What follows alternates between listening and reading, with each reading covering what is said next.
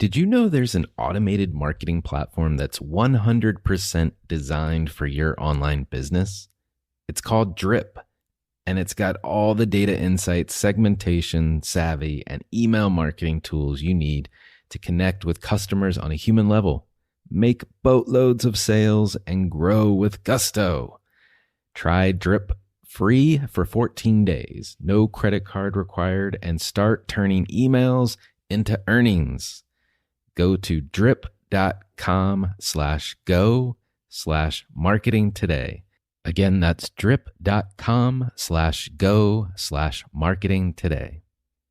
You know, I've been talking about earned media value for quite some time on this podcast. My friends at Eisenberg have just raised the bar on earned media benchmarks with their social index. Social Index now gives you globally earned media values across a growing list of 6 geographies for all your KPIs across the top 7 social platforms: Facebook, Instagram, LinkedIn, Snapchat, TikTok, Twitter, and YouTube. You can now visualize these values for deeper analysis, and they have a look-back window over 2 years of historical comparisons. Social Index is updated daily. Don't get stuck with old data. Over 1,000 companies have used the Social Index to understand the ROI of their social campaigns. And if you work with a social agency, you should demand they incorporate earned media values into your reports. Get your earned media value for social content. Visit earnedmediavalues.com/Alan. Again, that's earnedmediavalues.com/ALAN. For all of us, it's about predicting where the consumer is going and getting half of it right. One of the things we want to do is create ads that don't suck. Embracing change creates great possibility. I'm Alan Hart, and this is Marketing Today. Today on the show, I've got Jonathan Kay. He's the co-founder and CEO of Apptopia. It's an app data insights and intelligence company. And on the show today, we talk about his path to becoming the CEO of the company and founding it, life as an entrepreneur. And then we put the data that his company collects to the test around a few topics. We tackle, is home delivery boom over now that we're coming out of our houses and hopefully coming out of COVID? We talk about travel and what he's seen in terms of this summer. Is he seeing more or less? We've all heard the stories about revenge travel and the like. And then lastly, we attempt to tackle the concerns over a potential recession in the near future and look at the data that he sees in his system. So I hope you enjoy this conversation and data analysis by Jonathan Kay. Jonathan, welcome to the show. Thanks for having me, man. Pumped to be here. Well, before we get into the app data and insights and what you're seeing, tell me a little bit more about you and who you are. Yeah, so I would say marketer and salesperson turned product enthusiast and data geek. And somewhere along the lines, about 10 years ago, I started a company. And now here I am as CEO of Apptopia, kind of successful, growing mobile business. When you and I were talking earlier, man, you had asked for kind of a fun story. And so just to wake everyone up, when I first started my career, I was doing what I would call untraditional marketing for a company called Grasshopper. Just to define untraditional, my job title at the time was Ambassador of Buzz. And we were trying to raise awareness around Grasshopper. And we had a bunch of chocolate covered grasshoppers custom made and put into these nice branded candy packages. And we FedEx them to essentially news anchors across the United States, all the morning show hosts, and then called them and dared them to eat the chocolate covered grasshoppers on national TV.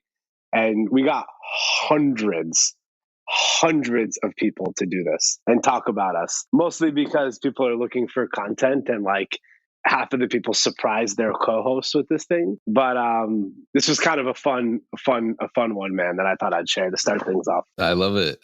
And I can only imagine. I mean, it's just daring people naturally lends itself to a story. Oh, yeah. There's a lot of game theory and even PR and marketing. So absolutely. You started the company Apptopia 10 years ago, I believe you said, you're the CEO. We know you were at Grasshopper and you were the ambassador of buzz. Was your path always clear that you were going to start a company and become CEO? How did you get started in business, I guess? Maybe we'll start there. Yeah, no, the path wasn't clear, honestly. Like, I started from a very naive place of a finance and law degree because dumb, young me, Alan, thought that if I had a finance degree and I knew things about money, I'd make more money. Not my worst idea, but not my best. Went into sales. I did this 3-4 year stint at Grasshopper. And honestly, when I was at Grasshopper, like really, really good PR people get exposure to the executive team just because that's the voice you're trying to amplify. And I got a lot of exposure to both of the founders of Grasshopper, and I just was attracted to it. It wasn't about being rich. It wasn't about like being public company CEO. It was, I just got addicted to like creating like influence and movements. And at Grasshopper, we were able to like get a lot of people excited about what we were doing and how we were doing it. And I felt like I had the ability to just communicate complicated messages in an effective way. And I thought this could translate to getting a company from 0 to 1. I never expected to be at the stage that I'm at now, Alan, but I always knew I had a propensity to like be comfortable with a blank page. What is the life of an entrepreneur like? We talk about marketing on this show. We talk about CMOs, some of which have been entrepreneurs, but not all, and definitely not all. And it's a minority, I think, that have been. So tell me a little bit more about like the life of an entrepreneur and maybe what was your biggest surprise getting into this? Yeah, it's funny, man. Like life of an entrepreneur is pretty much about like seeking out friction. And so you can say you're phenomenal at a lot of things. You may think you have a lot of freedom. You actually don't really have much freedom. And the reason is because good leader, good CEO, good entrepreneur is constantly throwing themselves at the places where there's either the most water leaking into the boat, where there's the most friction, like wherever the biggest problem is where you should be. And so it requires you to be very ambidextrous, very deep and wide in your skill set. And you have to be comfortable with the fact that like I start my day with a to-do list and I rarely get to that, right? Like you have to be comfortable just dealing with the things that are coming in and changing gears. And as a result of that, you actually lose a lot of control because things are just being thrown at you. And by the way, like that's not a description of a good or a bad company. I think that's just a business in general, right? When you're dealing with and trying to run a living organism, there's just weird things that happen all the time. Like I have 18-month-old daughter and every day is different, and this is no different. Well, what anything that surprised you the most? You'll probably hear me talk about this more than once today, but hiring. When I started, as a lot of people, I was kind of like young, enthusiastic, completely like unaware and ignorant entrepreneur. And, you know, at the time, I had just come off of this like massively successful 4 years at Grasshopper. And I just thought, wow, like I know the type of DNA of person that I want. I want hustlers. I want people like me. I want people that are going to give me everything they have. And oh my God, dude, that was so wrong. I so wrong. Like I need people that are not in skills, not in demeanor, not in temperament. Like it took me years. Probably it took me 5-6 years to really get to the point where I was hiring effectively for the business. And honestly, the biggest learning there was hire more senior people earlier, like hire fewer people and hire more senior people sooner in the journey. Why is that, I guess? Is it because of the one, too many of you and you go down the wrong path and you need folks that can build systems or tell me more about like what it was that drove that need? Yeah. So what happens is you're starting off a company, you're an entrepreneur, you're constantly overwhelmed and can't get to all the things you need to do. And so your instinct is, hey, I need more hands. Like I just need more people to get all the things done. However, again, it took me probably 5 years to realize, dude, I was doing the wrong fucking things. Right? Like you could have a huge list of things. You could have a bunch of people to check those off. But sometimes just doing the right things is way better than doing all of the things. And having a senior person with a steady hand who could have more perspective well, obviously I did end up hiring senior people, and that's where this is coming from, but just make sure you're pointed in the right direction. So even if you can't do all of the things, you're doing the things that move the needle the most. Let's talk about Apptopia. How do you describe what the company does today? Yeah, so we're a mobile competitive intelligence company, which essentially means that we provide accurate estimates of downloads, revenue, and usage for every mobile app in the world. So you have companies like McDonald's who have very strong understanding of how their own digital presence is, but really doesn't know how to benchmark that versus their peers. So like obviously digital ordering is up during COVID. But if you're up 180% and Chick-fil-A is up 220%, your 180% doesn't look so good anymore. So we provide these types of market and insights in the mobile landscape for brands to just better run their business, learn from their competitors' successes and failures, et cetera. That's awesome. I mean, that's a massive data trove that you guys are sitting on. I have a lot of questions about like, how does that even get all accumulated, if you will? Because I mean, I'm just thinking about like billions and people on their phones all the time. It's a lot of data. It's a lot of data. And honestly, it could risk sounding like a first world problem, but you'll probably hear this as a theme of what I say, like focus is kind of crucial to success. In fact, that kind of thread existed in my point about hiring senior people. And one of our biggest challenges has been like, what aspects of the data do we want to highlight? Otherwise, you can quickly build a product that just does everything and nothing. But yeah, the main way in which we collect the data, Alan, sorry, I think that was your core question, was so we've been doing this for 10 years, probably first 4 or 5 years we were in business. We weren't really selling data. We just built products and services for app developers that help them better manage and aggregate and visualize their own data. And what happened is that we offered them, eventually we learned to offer them those services for free in exchange for the right to use their data anonymized and aggregated to train algorithms.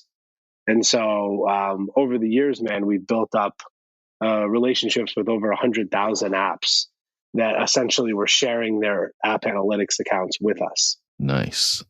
That's a huge business model. And so how I want to get to the data and what you're seeing in a minute, but like I imagine, I mean, you're serving app developers or app owners. That could be big, large corporations as well as small companies. But I also see that you're serving the financial community too. Tell me a little bit more about your customers as segments, if you will. Yeah. So again, man, like just call it chapter 4 of learning. But like we started to see maybe like 4 or 5 years ago, just like a meaningful increase in inbound leads from hedge funds. And we were pretty ignorant to the space because we just didn't build a business for that audience. But what we started to learn is that like, let's just take cruise ships as one kind of arbitrary industry. And so like you would go on a cruise ship, like you would, kind of wander around the cruise ship. Maybe you sit down with a concierge and book your trip when you get there. Now, like 100% of your activities on the cruise ship are booked through the mobile app. And so it's almost like you can't function in the cruise ship without the mobile app.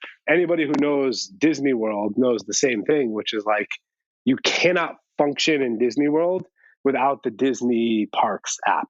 It is essential to your experience. Not because I'm a mobile geek, but because, dude, you can't book reservations. Like you can't adjust or navigate. And so what happens is I used to have this really, really small percentage of users that would engage with the mobile app. Now, when you look at like Royal Caribbean or X cruise line, such a large percentage of their customers need to engage with the mobile app that the mobile audience has become a legitimate proxy for the overall customer base. So even if only, 20% of Lululemon customers buy their products digitally, it's representative of all digital revenue for Lululemon. It ebbs and flows the same way. And so hedge funds and, different stakeholders in the public finance space, they use our data as a proxy for key KPIs that drive stocks, right? Like streaming hours for Roku, subscribers for Netflix, revenue for Lululemon, transaction volume for Home Depot or Lowe's, et cetera, et cetera. Gotcha. I mean, it's amazing, like the use cases for this and the power of the data, frankly, on things that we previously wouldn't have great data for. So anyway, it's interesting. And there's always a trade happening somewhere where there's an information advantage, right? So, well, let's talk about the data itself. Like I've got a few topics I'd love to kind of dive into a little bit. And we're coming, well, it depends on how you look at it. COVID is happening. We are in some ways, in some parts of the world, getting back to a normal life. But I'm curious about like home delivery boom that we saw over the pandemic, the height of the pandemic. And now that we're coming out of our houses, as COVID's not as much of a concern, is that boom over? Is the home delivery boom seen its peak? Yeah. And I think you know this by how you've asked the question, but rarely are trends in data black or white.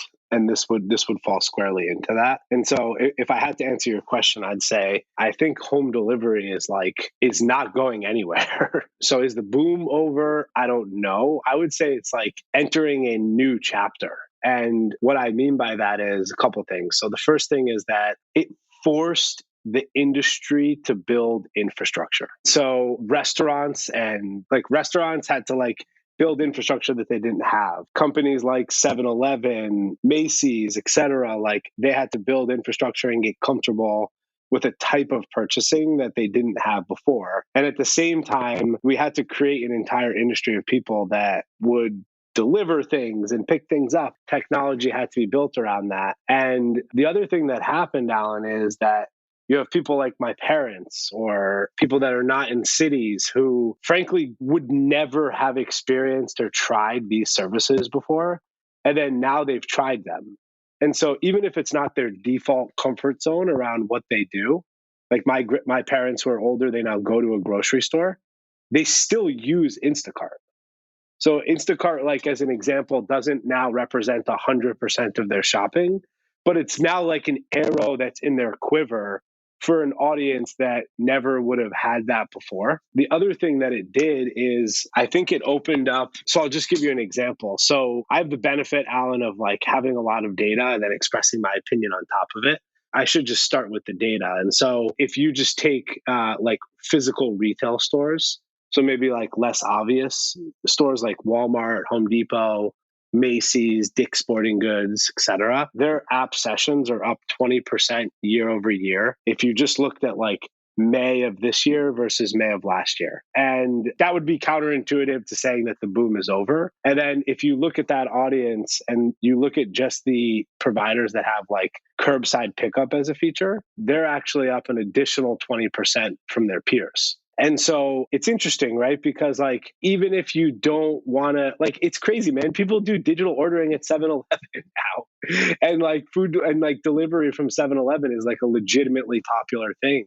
And so I think what's happened is we were forced to do something that isn't natural, and people are going back to their natural behavior.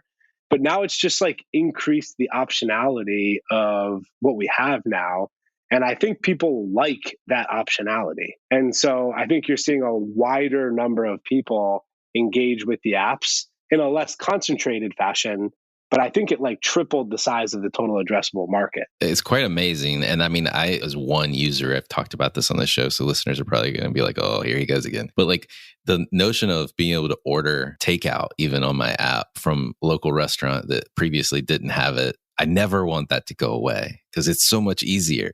It's just so much easier. I can pass the phone to my kid. They can order their stuff and pass it to my wife. I don't have to remember their order as I'm calling the local restaurant and then talking to somebody on the other end that didn't hear me correctly or I can't hear them. And it's just so much convenience and easy. I never want that to go away. And it makes sense. It just changed behavior, to your point, either on the supplier side that they built it so they had that capability, or on our side, it became an option for us that we didn't know we really wanted until we had it. It's interesting. And let me just give you one more stat, which is I'll call it an unfair, I'll say this, but this is such an American statistic in my opinion, but there's a new category now of apps called ultra fast delivery, which by the way is so crazy because before we called the pizza shop, we weren't sure we were getting the right pizza. We didn't know when it was coming. Now we have all of that and it's not fast enough. So we need ultra fast delivery apps, right? And the example of this would be an app called GoPuff, which obviously is targeting a specific demographic of people, but it's not really specific to that. Their view is like, we guarantee delivery under 30 minutes.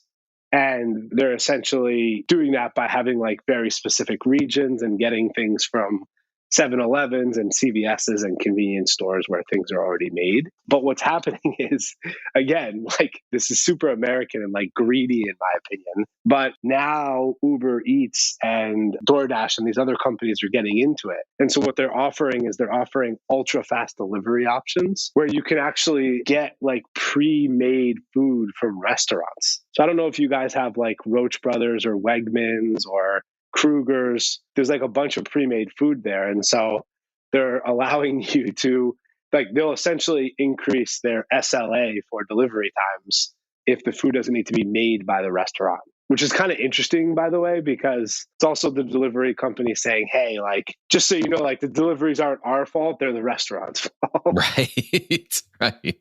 Little undertone there. That is funny. Let's talk about travel. Are people traveling more this summer or less? I mean, I see in the news headlines, we see more. So I'm assuming that that's the case. Yeah, I was laughing reading about this trend called revenge travel. Why would you even need it to be revenge travel? Like, it's so ridiculous. Just enjoy yourself. So it's interesting, man. Like, a couple of things tell me travel is like still up massively. We saw this interesting trend where when travel kind of was down or just starting to go up, the OTAs, which are like kind of like your travel aggregators like Kayak, Orbitz, Hopper, etc., they got hit the hardest because what happened is like if you weren't like if price and availability wasn't a problem, like you didn't really have an issue just going directly to the company. And the other thing that we saw is that like oftentimes these travel aggregators, they don't offer any like cancellation. Like they're kind of not like refunds or cancellation policies. And so we saw a huge influx of traffic to airline and hotel apps because people were actually canceling travel and managing their travel. So it was almost like this false indicator. It's like they weren't acquiring new customers. People were just dealing with travel issues. And then we've seen, like, if you take Hopper as just one example, its actual mobile sessions are up over 450% year over year. And it wasn't like a new app that kind of just popped out of nowhere. And you see app from like booking.com up 130% year over year. And so I think this big spike we're seeing in activity amongst travel aggregators is showing like, hey, not only is travel back, but like it's becoming a problem enough that now people are like looking for deals, looking for spots, right? It's like the overflow activity that people do when something becomes popular again. Yeah, that's funny. I never thought about the OTA providers as like essentially trying to play arbitrage in a very competitive market, right? Like where can I get the best deal or like find that last seat, to your point. I hadn't thought about that, but that makes perfect sense that they would get hit hard when there's so much supply in the market. And then now that they're coming back, it just highlights, to your point, like how competitive the travel market is now becoming again, with everyone flooding back, whether it's revenge or enjoyment travel. Yeah, it's interesting, man. It's not balanced for sure. Well, let's take one more. There is this looming concern, I think, at least in the financial markets, of a potential recession on the horizon. Is there anything in the data that you're seeing that might help us understand, where we stand, either in the U.S. or globally? Yeah, we have like a joke amongst my executive team, which is I have some executives that like watch CNBC daily and some who don't, and like. The ones who watch CNBC are very concerned about the recession, and others aren't. But your point is pretty valid. I see two trends that tell me maybe not like I'm the CEO of JP Morgan or Elon Musk indicators of recession, but things that tell me people are concerned about a recession, right? So my view is from the apps, which are often consumer based. So oftentimes the data that we have will be indicative of what consumer sentiment is versus like the specific financial markets. So two trends that show me that people are concerned is one, we're seeing downloads increasing for like discount retailers. So like Costco, BJ's, Sam's Club, these like big stores where you can buy lots of groceries at discounted prices.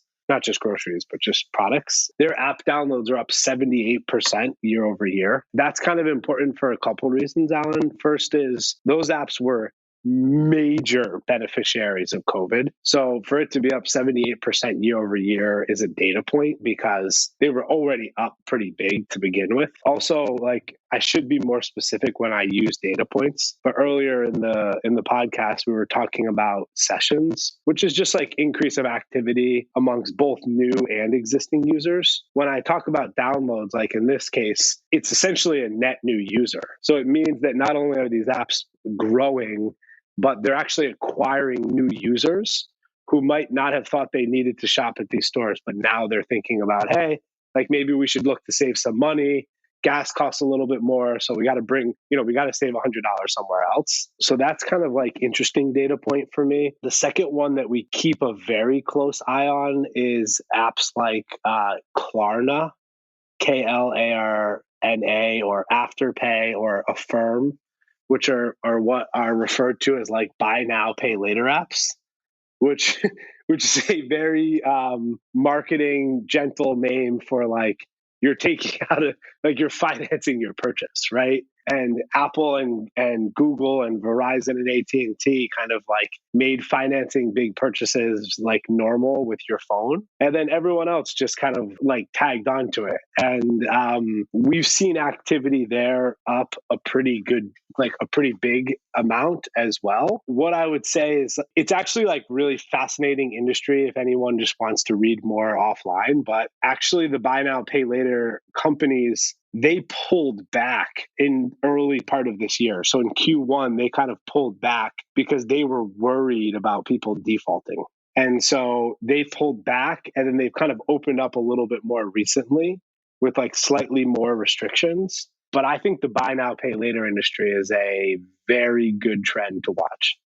It's like no different than credit card. It's like, imagine if you could watch credit card balances grow. You know what I mean? Something like that. No, that makes sense. And I mean, I like the way you're thinking about it, which is like this is consumer sentiment. And so like we may not see the downturn in activity, but people are looking for new ways to pay for things or grow hugely discounted goods opportunities, which, you know, as soon as people start to do that, at some point there has to be a cycle, right? Like and a pullback, whether that's a pullback on the credit that is offered to them or a pullback in their consumption behavior. So it's interesting. Well, there's so much data that you guys have. It's amazing, you know, in terms of like the types of questions. And I was checking out your blog as well, and I love how you guys highlight key trends that you're seeing. And I mean, it's just kind of like a treasure trove, if you will, of interesting thought nuggets. So, and I'm now subscribed to your newsletter, so I get it delivered to my inbox. So, well, we appreciate that.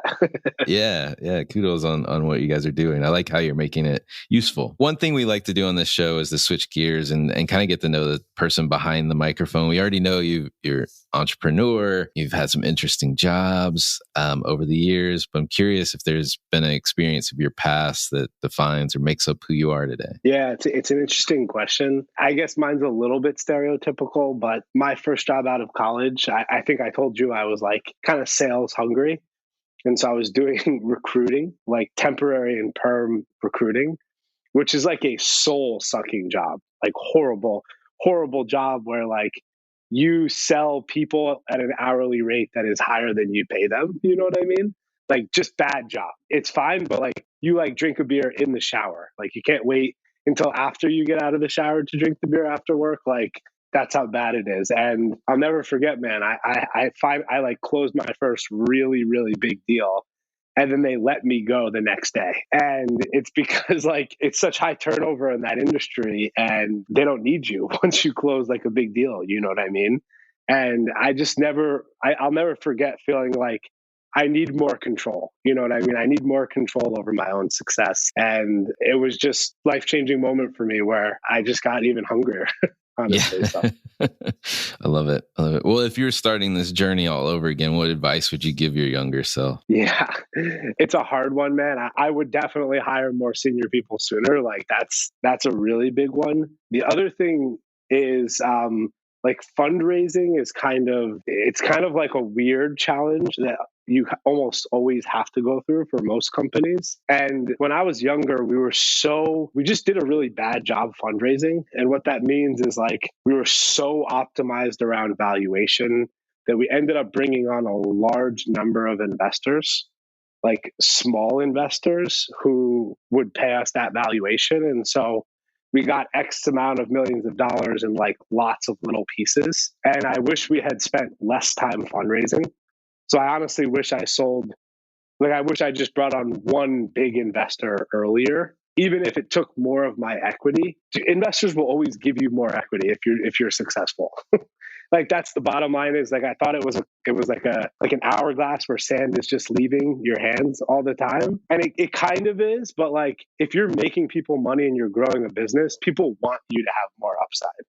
And so I wish I had one kind of like parental figure when we were younger as a company, not in age as people, but like younger as a company. I wish we had one big investor that would have maybe helped guide us a little bit more.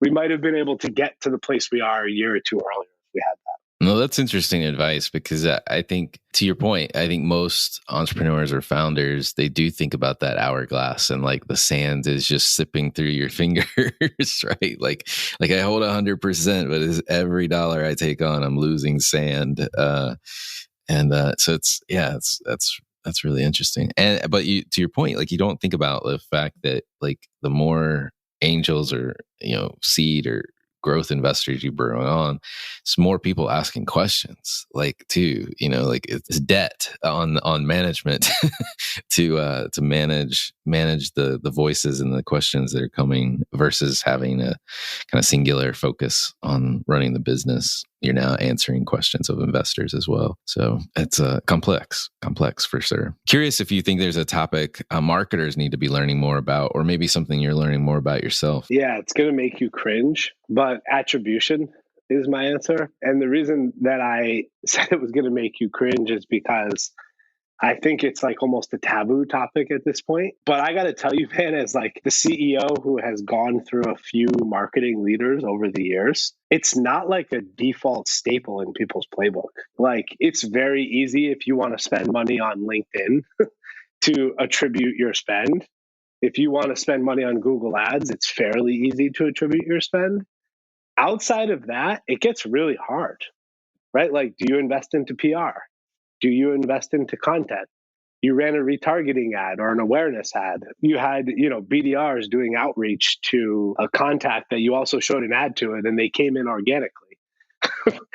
How do you attribute that lead? Because if you don't attribute the lead, you don't know where to spend more money, right? And so I think one of like the big fears of marketing is that if you can't find a way to get more comfortable with like partial attribution, then leadership is going to just probably have a hard time in continuing to invest into certain marketing channels. Because sometimes I just hear like, well, who cares? The lead came in. You know what I mean? Like we got the lead. And for me, that doesn't work because such a large percentage of our budget goes to sales and marketing, which is, I don't know, as like a leader, man, like you always feel better about investing into technology or people.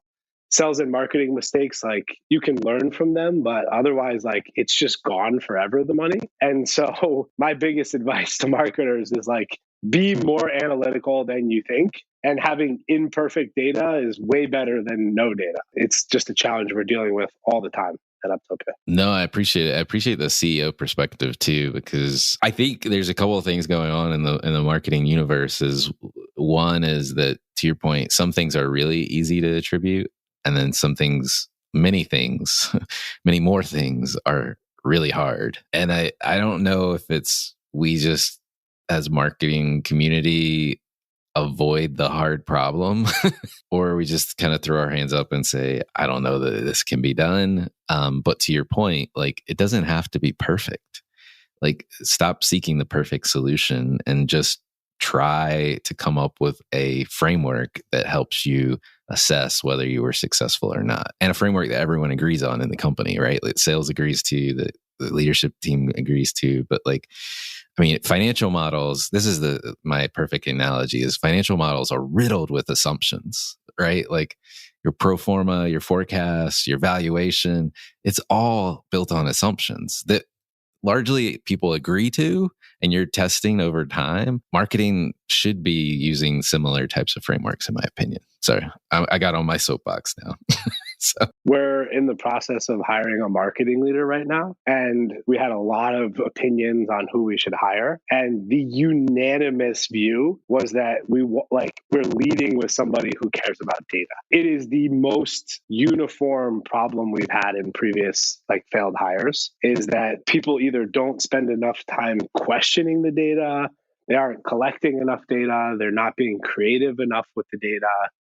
I mean, marketing is hard, man. I got to tell you, I think it's really easy to be mediocre at marketing and really hard to be great, because I have senior heads of go-to-market operations and rev ops, and they struggle sometimes working with the marketing data because there's just so much dimensionality. There's so many ways you can cut marketing data, and sales data is kind of marketing data also, right? I think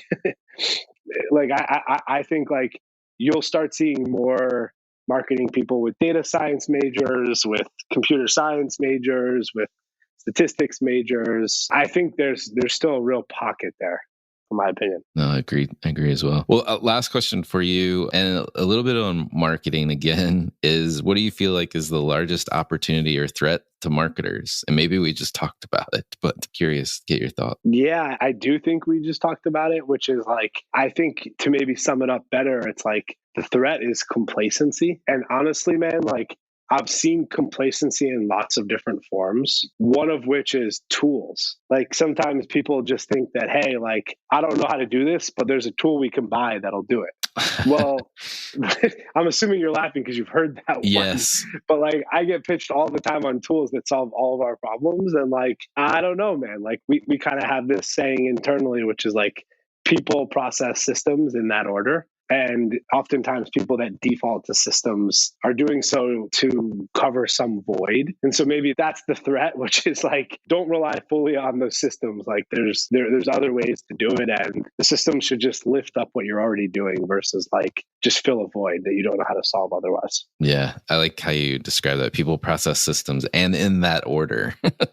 So we need to remember that. Well, Jonathan, thank you so much for coming on the show, sharing some insight and telling us where the data is telling you. So thank you. No, my pleasure, man. It was fun, and really appreciate you having me. Hi, it's Alan again. Marketing Today was created and produced by me, with support from my team and podcast editors, sound engineers, and writers at Share Your Genius. Find them at shareyourgenius.com. If you're new to Marketing Today, please feel free to write us a review on iTunes or your favorite listening platform. Don't forget to subscribe on marketingtodaypodcast.com and tell your friends and colleagues about the show. I love to hear from listeners. You can contact me on marketingtodaypodcast.com. There you will also find complete show notes, links to what was discussed in the episode today, and you can search our archives. I'm Alan Hart, and this is Marketing Today.